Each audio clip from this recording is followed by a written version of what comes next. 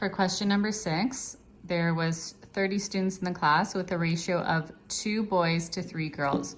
So again, to figure this out, it says how many boys and how many girls are in the class. So I'm taking my total, which is 30. I'm adding my ratios together, which is 5. If I divide my total by the total, when I add those together, so 30 divided by 5, that is going to give me my scale factor of 6. So I just kind of put here my steps, the same thing as the last question. I'm adding up the parts in the ratio, which equals to 5.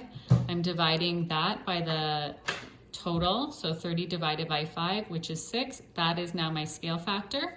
So when I go to my original ratio, I'm multiplying each of those parts by my scale factor of 6. That is going to give me the number of students. So 2 times 6 is going to give me 12.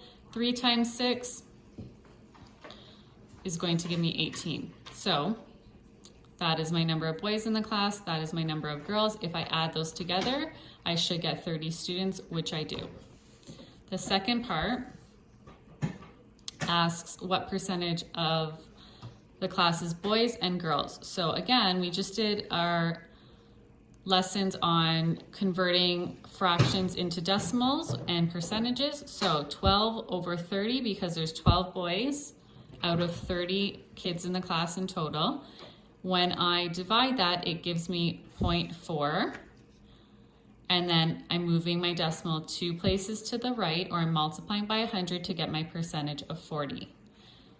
With the girls, I know that I figured out over here, I have 18 girls. 18 girls out of 30 students in total. Remember, with fractions, the total amount is always the denominator. Again, if I divide 18 divided by 30, I'm going to get 0.6 or 0.60. I multiply that by 100, move my decimal 2 places to the right, and I get my percentage of 60.